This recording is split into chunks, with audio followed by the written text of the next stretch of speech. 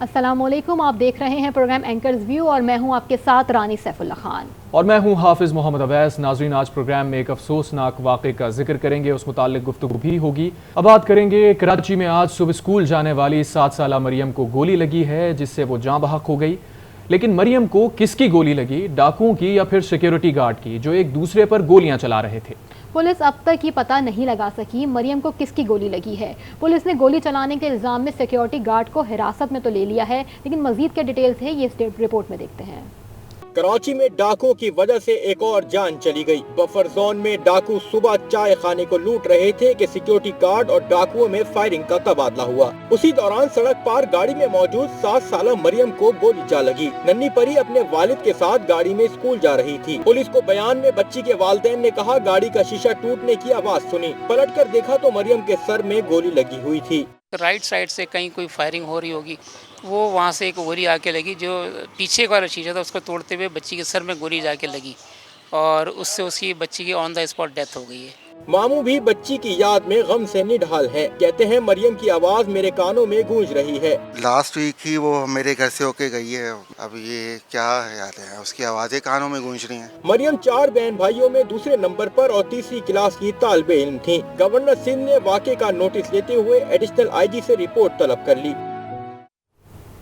नुमाइंदा आज न्यूज़ मोहम्मद रजा चाय के इसी होटल पर मौजूद हैं, जहां डाकुओं और सिक्योरिटी गार्ड में फायरिंग का वाकया पेश आया था। रजा, बताइएगा क्या तफसीलात हैं, क्या अपडेट्स हासिल कर सके आप? जी, अफसोसनाक वाकया सुबह पेश आया। अंधी गोली से 7 साला मरियम वो जाबाक हुई। इस वक्त मैं उस मकाम पर मौजूद हूँ जहाँ से गोली चली और जिस होटल से ये गोली चली उनके मालिक हमारे साथ मौजूद हैं, उनसे तमाम तर वाकया जानते हैं। आप ये बताइएगा क्या वाकया पेश आया, आप लोगों ने सिक्योरिटी गार्ड जो रखा है उसकी क्या वजूहत? ये सुबह 2 डकैत आए थे, तो एक मोटरसाइकिल पे था और उसने डायरेक्ट ग्राहकों को लूट दिए थे। फिर उसके बाद वो हमने गार्ड को बोला था कि भाई डकैत कहाँ गए, तो उसने डायरेक्ट डकैत को मना कर दिया, कह रहा चले जाओ ना मैं फायर कर दूंगा। तो डकैत ने हवाई फायरिंग शुरू कर दी थी, उस वजह से जवाबी में गार्ड ने भी उसके ऊपर फायरिंग कर दी। 11:30 बजे पुलिस आए थे, उसने बताया था कि बच्ची को गोली लगी है। जी, आपने इनकी तमाम तर वाकया सुना। यहीं पर टेबल्स लगी हुई थी जहां पर लोग नाश्ता कर रहे थे, उनको डाकुओं की जानिब से लूटा गया और इस तरह के वाकयात यहाँ पर काफ़ी ज़्यादा हैं। तो इसी वजह से इन्होंने यहाँ पर गार्ड रखा था। डाकुओं की जानिब से जो फायरिंग का तबादला हुआ उसमें से जो गोली है वो मरियम को लगी, जिससे वो जाँ बहक हो गई। इस हवाले से भी तहकीकात की जा रही हैं कि गोली डाकुओं की फायरिंग से लगी या गार्ड की जानिब से जो फायरिंग की गई थी उसकी गोली जो है मरियम को लगी। जी, बहुत शुक्रिया रजा, आपने अपडेट किया। और दूसरी जानिब तफ्तीशी टीम के सरबराह SP गुलबर्ग जहादात का कहना है कि शवाहिद इकट्ठा करके फॉरेंसिक के लिए भिजवा दिए हैं, मामले की तकनीकी बुनियादों पर तफ्तीश कर रहे हैं। जहाँ पे ये वकूआ पेश आया उसी के ऑपोजिट एक चाय खाना है जहाँ पे एक सिक्योरिटी गार्ड था प्राइवेट कंपनी का, अली रजा नाम है उसका। उसने चंद अक्यूज्ड के ऊपर फायरिंग की है। उस फायरिंग के नतीजे में ये लड़की को बुलेट हिट की है, जिसकी वजह से उसकी मौत वाक़या हुई। तमाम चीज़ें जो हैं, शवाहिद जो हैं वो इकट्ठे कर ली हैं, फोरेंसिक्स के लिए भेज दी हैं चीज़ें। वेपन रिकवर हुआ है और हमने अरेस्ट भी कर लिया है सिक्योरिटी गार्ड को। बाकी मजीद टेक्निकल बुनियादों पर और ह्यूमन इन्फॉर्मेशन पर हम काम कर रहे हैं ताकि जल्द से जल्द जो सस्पेक्टेड अक्यूज्ड हैं उनको भी गिरफ्तार किया जाए। कराची में जराइम पेशा अनासर आज़ाद और पुलिस बेबस हो गई है। शहर भर में रोजाना दर्जनों शहरी लुटने और मरने लगे हैं। जी हां, आपको बता रहे हैं कि रवां बस डकैती मुज़ाहमत पर अब तक 92 अफराद जान की बाजी हार चुके। दीगर वाक़यात में भी 422 शहरी जाँ बहक हुए हैं। 8 माह में जराइम की 60,000 वारदातें हुई हैं। 1 जनवरी से 31 अगस्त तक 8,810 मोबाइल फ़ोन छीने गए हैं। शहरियों की 39,215 मोटरसाइकिलें और 1,096 गाड़ियां चोरी या छीनी गई हैं। 13 ताजरों को भत्ते की पर्चियां दी गई और 6 को अगवा भी किया गया है। पुलिस ने सिर्फ 356 मोबाइल फ़ोन और 2,285 कारें और मोटरसाइकिलें बरामद की हैं।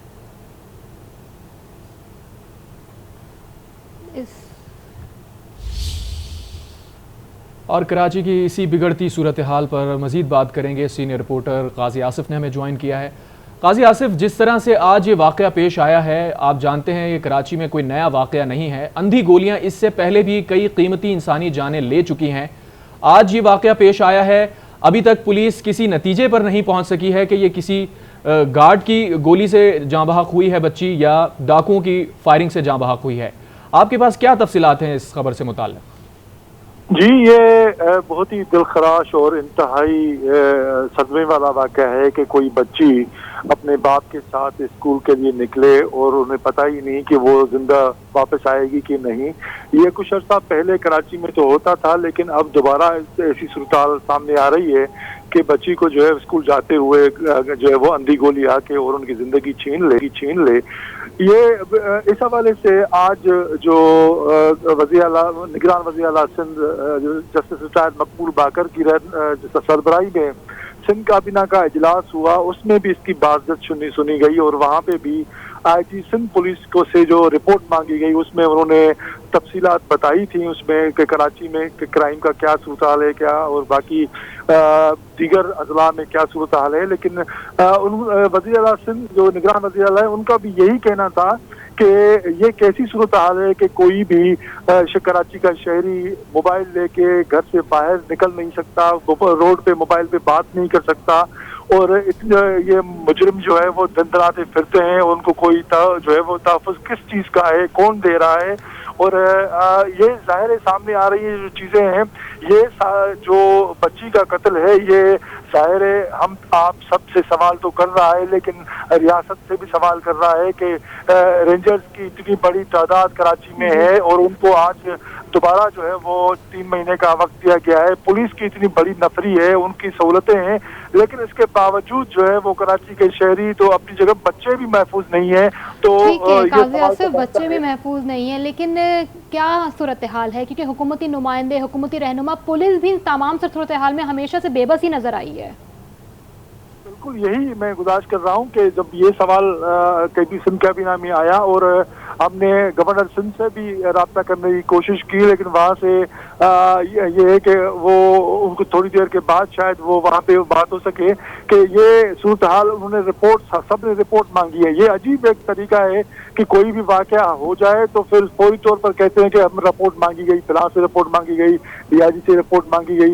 ये एक बना बनाया जुमला जो है वो वज़ीर आला की तरफ से भी आता है, गवर्नर की तरफ से भी आता है और IG की तरफ से भी आता है। तो ये रिपोर्ट मांगने का सिलसिला खत्म करके कम से कम लोगों के, शहरियों की इज्जत, जान, माल के तहफ़्फ़ुज़ के लिए अमली इक़दाम करने चाहिए। पुलिस को सब पता है, जैसे हम कहते हैं कि कौन सा जुर्म है, उनके पीछे कौन है जो पुलिस से भी और रेंजर से भी, कानून नाफिज करने वाले इदारों से भी ज्यादा ताकतवर है, जो कराची के अमन को, पूरे सूबे के अमन को जो है वो ताराज किए खड़ा है। तो इसलिए जरूरी है कि रियासत को इस तरफ तवज्जो देनी चाहिए और ये जो सिर्फ नोटिस लेने का जो सिलसिला है ये बंद करना चाहिए कि हमने नोटिस ले लिया, फिर ने नोटिस ले लिया, उस सिलसिला ने रिपोर्ट तलब कर ली।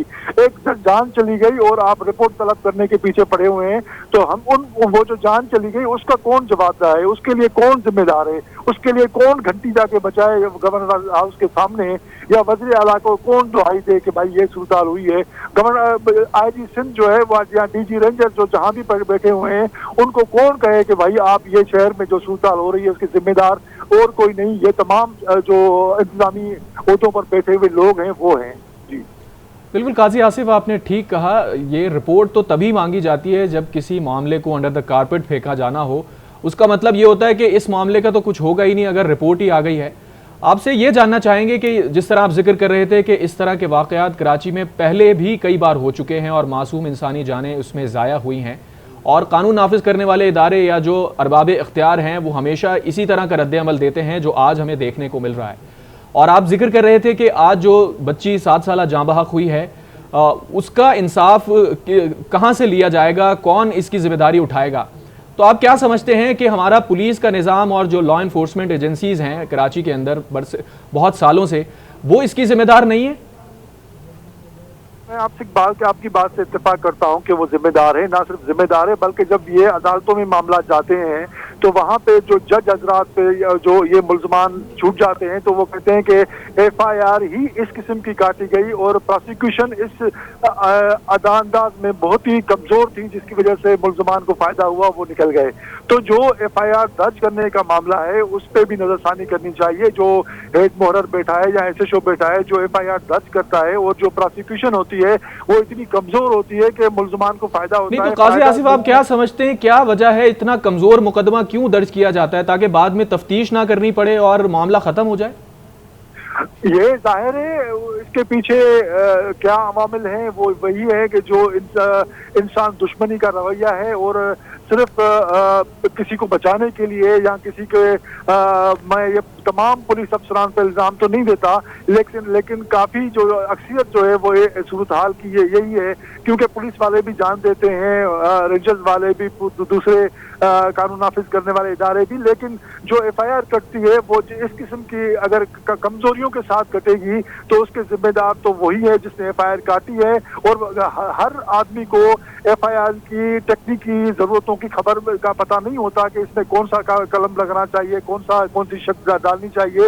ये तो इंसानी जिम्मेदारी है, ये उस पुलिस ऑफिसर की जिम्मेदारी है, लेकिन वो चंद पैसों की खातिर ये ऐसी कमजोर FIR काट देते हैं जिसका फायदा जो कत्ल हो गया, जिसकी जिंदगी चली गई, उसके बजाय जो कातिल है उसको फायदा पहुंचता है और अदालतों में भी कोई कुछ नहीं कर पाता। और वो जो जालिम है जिसने जुल्म किया है या जो मुजरिम है वो दंदनाता अदालत से बाहर निकल जाता है। ठीक है काजी आसिफ, अभी आपने डिटेल्स भी बताई और ये भी आज भी जो मुलाकातें और बयानात दिए गए गवर्नर सिंध की जानिब से वो भी बताया। निगरान हुकूमत तो इस पे बयान दे रही है कि हम रिफॉर्म्स लेकर आएंगे। सिंध पुलिस के हवाले से भी काफ़ी बार निगरान हुकूमत से पहले भी ये कहा गया है कि हम रिफॉर्म्स लाएंगे, लेकिन अब तक ऐसा हुआ नहीं है। अभी जो आज गवर्नर हाउस वज़ीर आला हाउस में जो IG सिंध ने ब्रीफिंग दी उसमें भी वही एक रटापटा से सूरत हाल थी कि भाई मुझे अभी 20 दिन हुए हैं चार्ज लिए। अभी मतलब ये कि पुलिस के साथ जब और उन्होंने ये जो कहा कि भाई इतने लोग अगवा हैं और इतने लोग अगवा करने के बाद मेरे 20 दिनों में रिहाई मिली है, लेकिन ये रिटा-पिटा जुमला अवाम सुनने के लिए तैयार नहीं है कि मेरे पास में 20 दिन में हुए हैं, मुझे यहाँ पे आए। भाई आपको 20 दिन हुए हैं, पुलिस तो एक सदी से यहाँ पर बैठी हुई है, रेंजर्स तो 92 से बैठी हुई है, वो क्या कर रहे हैं और कानून नाफिज करने वाले इदारे क्या कर रहे हैं, उनसे कौन पूछेगा। आपके 20 दिन के आने की वजह से कई मासूम लोगों के कत्ल जो हो गए उसका जिम्मेदारी से मुबर्रा तो नहीं हो सकते आप। तो इसलिए जरूरी है कि ये जिम्मेदारी आपकी है और आप इस जिम्मेदारी को निभाएं।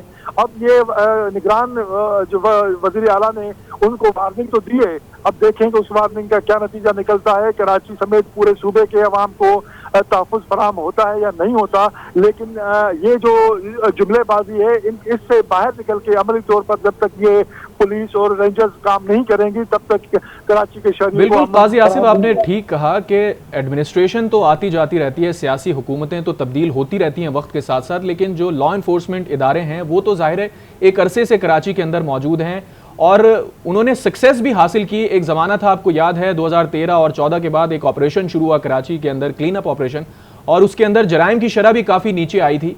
तो अब ऐसा क्या हो गया है कुछ सालों से कि दोबारा से जराइम पेशा अनासिर सर उठा रहे हैं और मजबूत हो रहे हैं और कराची में आए दिन इस तरह के कोई ना कोई वाकयात होते रहते हैं? गुज़िश्ता चंद दिनों में ऐसा कुछ ऐसे जो उसको तब्दील किए गए हैं। आपको ये बड़ी बदकिस्मती है और बड़ी मतलब में इल्ज़ाम लगाने की बात भी नहीं है, लेकिन सब जानते हैं कि ऐसे शो लगाने के लिए जितनी रकम की फराहम होती है वो कौन लेता है और कितने कितने थाने कैसे बिकते हैं और वो बिकने की वजह क्या होती है। पुलिस जो है उनको अपने इलाके में जो उनका सिस्टम है वो किस तरह से चलता है और मुल्ज़मान को उनको पता होता है। अच्छा, जब भी आपसे कोई वारदात हो आप पुलिस थाने में जाएं तो आपसे वो बताएंगे कि अच्छा फिलां कद का बंदा था, अच्छा फिलां रंग का बंदा था। उनको पता है कि फिलां की चीज है, लेकिन क्यों उनके जो है उस पर अमल नहीं होता। जिस इलाके में बच्ची का को शहीद हुई है और जहाँ पे जो वो ये वाकया हुआ है उन इलाके के पुलिस को ये पता ना हो, ये मैं बात मानने के लिए तैयार ही नहीं हूँ कि उनको पता नहीं होगा कि इस एरिया में जो है जो कौन कौन वारदात कर रहा है और कौन कौन इसका जिम्मेदार हो सकता है और ये गोली कहाँ से आई, कहाँ क्या नहीं है, ये पॉसिबल ही नहीं है और ये मैं मानने के लिए तैयार नहीं हूँ, क्योंकि कुछ अर्से के लिए जो क्राइम रिपोर्टिंग सही कहा आपने आसिफ कि ऐसा हो ही नहीं सकता, ये मुमकिन ही नहीं है कि किसी इलाके में कोई कार्रवाई हो और पुलिस को ना पता हो। अब ये जो केस आप जिसकी हम बात कर रहे हैं कि मासूम बच्ची 7 साल की बच्ची का कत्ल हो गया, ये बहुत ही आसान केस, मतलब आसान तरह का केस है ये। तो अभी तक एक छोटे से आसान से केस पे कोई रिपोर्ट तैयार क्यों नहीं की गई और क्यों आगे नहीं भिजवाई जा रही?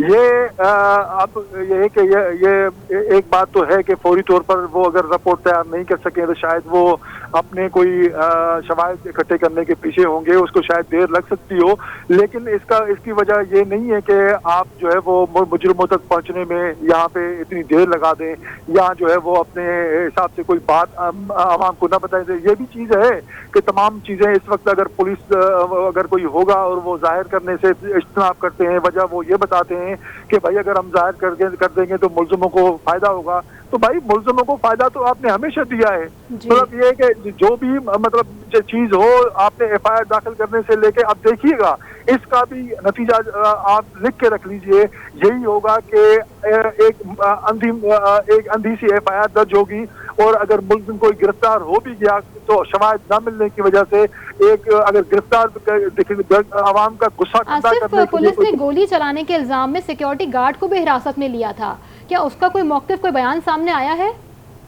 नहीं, उसके हवाले से अभी पुलिस ने जो है वो ये नहीं बताया कि उसका अभी उसका क्या मौक़िफ़ है और उसने गोली किस पे चलाई या क्या नहीं चलाया, क्या हुआ वो अभी अगर इस सिलसिले में कोई बात करते हैं तो हमें बाद में शायद पता चल जाए, लेकिन अभी तक इस हवाले से कोई इल्म नहीं है कि उन्होंने पुलिस को क्या बताया है और किसके साथ उसका झगड़ा था, सामने कौन से मुल्ज़िम थे, किस पर गोली वो चला रहे थे। अच्छा, क्या हैरत की बात है कि वो जो मैं भी ये हो कि गार्ड जो उस वक्त बैठा हुआ है उसको तो गिरफ्तार कर लिया, लेकिन जो मुल्ज़मान जिनके साथ उसकी क्रॉस फायरिंग हो रही थी उनको ये अभी तलाश नहीं कर पाए क्योंकि वो तो मौजूद था, तो उसको तो आपने उठा लिया। चलो आपने आवाम का गुस्सा ठंडा करने के लिए ये बात तो कर ली, लेकिन अगर ये आवाम के गुस्सा ठंडा करने के लिए 2 और बंदे गिरफ्तार हो भी जाएं तो उसके बाद आप देखिएगा कि इस केस को अगर इंसानियत होगी और अगर वाकई कोई रहम होगा तो पुलिस जो है ना वो इसको बेहतर तरीके से सरअंजाम देगी और देखें कि उसका मुल्ज़िमों को सजा मिलती है या नहीं मिलती। जी अच्छा, काजी आसिफ, माजी में देखा गया है जब इस तरह का कोई वाक़या पेश आता है और वो बहुत हाई प्रोफाइल हो जाता है, मीडिया उसको कवरेज देता है और वो वाक़या बड़ा हो जाता है, तो आम तौर पर देखा यह गया है कि इलाका SHO या किसी न किसी अफसर को उस केस के अंदर मुअत्तल कर दिया जाता है जिम्मेदारी का तयन करने के लिए। तो जिस जगह पर यह वाक़या पेश आया है, क्या इस इलाके के SHO को क्या मुअत्तल किया गया है? अभी तक तो मुअत्तली की बात नहीं हुई है। अगर वो ये मुअत्तल अगर कर भी देंगे तो नया जो SHO आएगा वो उसको चार्ज लेने के बाद एक नया सिस्टम बनेगा, इसका तो अपना सिस्टम बना हुआ होगा, तो देखेंगे इसके लिए IG 24 घंटों में आएंगे, 24 घंटों में क्या फैसला। लेकिन शफाफ तहकीकात के लिए आप समझते हैं कि SHO को उसकी ड्यूटी से हटाना ज़रूरी है ताकि ये पता चल सके कि यहाँ पर कौन कौन से जराइम पेशा अनासिर हैं और उनकी कौन सरपरस्ती कर रहा था? जैसे जिस SHO के वक्त में ये जुर्म हुआ उसको उसी वक्त हटा के किसी और को मुकर्रर करना, मतलब ये कि जो जिम्मेदार SHO है सजा तो उसको मिलनी चाहिए। ये सजा नहीं है कि उसको सिर्फ वहाँ से मकाम से ट्रांसफर किया जाए, बल्कि उसको वहाँ से साबित करना चाहिए कि भाई आप अगर मुजरिम नहीं हो या आपने कोई जो है वो गलती नहीं की है तो कौन है, तो उसको हटाना तो उसको बचाना होगा। उसको यहाँ पे बैठ के अगर वो नाकाम रहता है तो इसको वाकई जो सजा बनती है वो मिलनी चाहिए। अच्छा, दूसरी जानिब एक तो जराइम पेशा अनासिर और पुलिस की कारकर्दगी है और एक तरफ ये भी है कि जो समाजी जिम्मेदारी है उस पर भी हम थोड़ी सी बात करना चाहेंगे आपसे। आमतौर पर यह देखा गया है क्योंकि लॉ इन्फोर्समेंट एजेंसीज वो कतन तौर पर डिसफंक्शनल नज़र आ रही हैं कराची में, जो जराइम की शरह बढ़ती जा रही है, तो ऐसे में लोगों ने कानून अपने हाथ में लेना शुरू कर दिया है और ऐसे वाकयात भी कई बार रिपोर्ट होना शुरू हो चुके हैं कि लोग खुद से ही फायरिंग कर देते हैं और उस फायरिंग की जद में आके फिर मासूम इंसानी जानें ज़ाया हो जाती हैं। आज एक गार्ड को भी हिरासत में लिया गया और अभी तक ये बताया जा रहा है कि शायद उस गार्ड की राइफल से जो गोली लगी है वो बच्ची उस वजह से जाँ बहक हुई है। तो आप क्या समझते हैं, तरबियत की भी कमी है लोगों के अंदर?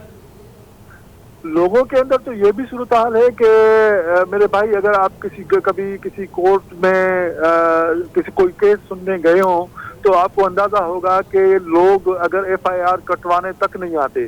किसी को अगर घर में डकैती हो गई हो तो वो FIR कटवाने के लिए तैयार नहीं होते और वहां पर अगर जाए तो पुलिस FIR काटने के बजाय एक कच्ची FIR या एक रोजनामचे में एंट्री कर देती है, FIR दर्ज नहीं होती। तो वो अदालतों का सिस्टम इतना गुंजलिक है कि अगर FIR कट भी जाए तो वो उसके लिए जो जितनी हाजिरियां लगती हैं, जितनी पेशियां होती हैं, उससे घबरा के लोग FIR कटवाते भी नहीं है और किसी के गवाह भी नहीं बनते। तो अब अगर कोई इसका देखने वाला कोई गवाह होगा भी तो वो सामने आएगा नहीं और ये सोसाइटी की समाजी जिम्मेदारी है कि अगर कोई गवाह है, किसी ने देखा है, तो उसके लिए एक कानून बना हुआ है कि गवाह को तहफ़्फ़ुज़ देने के लिए अगर अलग कानून बना हुआ है, तो उसको फायदा उठा के लोग गवाही तो दें, किसी ने देखा हुआ हो तो काजी आसिफ, आपने सही कहा कि अगर किसी ने देखा होगा तो वो आके गवाही देगा, लेकिन देखा जाए कि कराची और सिंध का कानून ऐसा है कि अगर लोग देख भी लेते हैं तो वो पीछे हट जाते हैं, क्योंकि पुलिस उनको इतने बुरे तरीके से गवाह के तौर पर भी फंसा देती है। साथ ही रहिएगा, मैं भी ज्वाइन किया है शमील अहमद ने। शमील, अब जो सुबह वाक़या हुआ है, या गार्ड भी था, यकीनी तौर पर वहाँ पे कैमराज भी लगे हुए होंगे, तो क्या अभी इस तरह की कोई इन्फॉर्मेशन सामने आई है कि सीसीटीवी फुटेजेस थे या उनसे कोई मालूमात हासिल की गई है? देखिए, ये वाकया सुबह पेश आया, उसके बाद पुलिस अफसरान जहाँ वक़्फ़ा में पहुंचे, शवाहिद जमा किए, फैमिली से रब्ता किया। फैमिली ने अभी तक कोई कानूनी कार्रवाई नहीं की है, क्योंकि घर में जिसके वाकया पेश आया है, उनकी जो वालदा है उस बच्ची की, वो इस वक्त भी एक सदमे की कैफियत में है।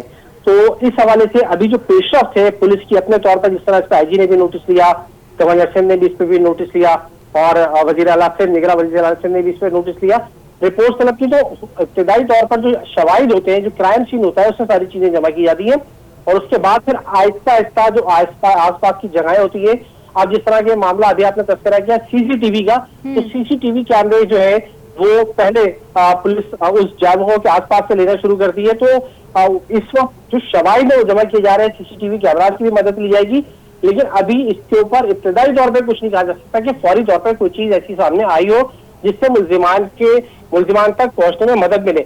मैं आपको ये भी बताता चलूं, ये जिस जगह वारदात हुई है, इस जगह वारदात कोई ये पहला वाकया नहीं है। इस किस्म के वारदातें इस यहाँ पर होती रही हैं। आप इससे अंदाजा लगाएं, एक चाय के होटल पर कराची में सूरत हाल ये हो गई है कि पुलिस बंदे जो मालिकान है, दुकानदार है, वो गार्ड रखे, चाय के होटल के ऊपर गार्ड है। तो आप इससे अंदाजा लगाएं कि शहर में इस वक्त क्या सूरत हाल होगी। ये जो चाय खाने कराची में एक ये खासा है कराची का, जहां लोग रात को बैठते हैं, खासतौर पर नौजवान अपने नौकरियों से आके पढ़कर, यहाँ ये रात लेकर रौनक होती है। लेकिन अब देखने में आया कि इन तमाम जगहों पर सूरत हाल ये हुई है कि डाकू आके शमील, आपसे ये जानना चाहेंगे, चूंकि आप एक अरसे से जुडिशल रिपोर्टिंग भी कर रहे हैं, आपकी बीट है, तो आमतौर पर जब गिरफ्तार मुल्जिमान को अदालतों में पेश किया जाता है तो वहां से मुल्जिमान छूट जाते हैं, इसकी क्या वजह है? प्रोसिक्यूशन में कोई कमी होती है या शवाहिद इकट्ठे नहीं हो पाते? देखिए, बहुत बुनियादी चीजें अभी हम ये देखते हैं कि परसों एक हाईकोर्ट में समाअत थी एक मुल्जिम की, उसमें IG सिंध भी पेश हुए। अदालती रिमार्क से इंतहाई सख्त थे और अदालत ने तशवीश का इजहार किया इस बात पर कि मुल्जिमान छूटने की बात तो की जाती है कि मुल्जिमान छूट गए, लेकिन सिस्टम देखा जाता है। बुनियादी तौर पर पुलिस की जानिब से जो शवाहिद होते हैं वो इतने कमजोर होते हैं, जिस तरह अभी कायल साहब ने भी तस्करा किया कि गवाहान नहीं आते, और जो सिस्टम है उससे वो सिस्टम देखते हुए लोग भागते हैं, मुकदमात में गवाहियों में पेश नहीं होते, तफ्तीशी होते हैं, जिसका बुनियादी फायदा जो होता है वो मुल्जिमान को होता है। बड़े बड़े केसेस में नजर आए, स्ट्रीट क्राइम हो, कत्ल की वारदात हो, दहशतगर्दी की वारदात, जिसके लिए बताया ये जा रहा है कि घर वाले अभी भी गम से निढाल हैं, माँ भी इस वक्त परेशान है और उन घर में एक कोहराम समझ गया है। कराची में आज सुबह स्कूल जाने वाली 7 साल मरियम को गोली लगी। इस तमाम तो सूरत हाल पर हमारे साथ बात कर रहे थे शमील अहमद और काजी आसिफ, आप दोनों का बहुत शुक्रिया। नाज़रीन, देखा, अपना फीडबैक देना चाहे तो हमारे सोशल मीडिया हैंडल्स को आप विजिट करते गए, देखते रहिए आज।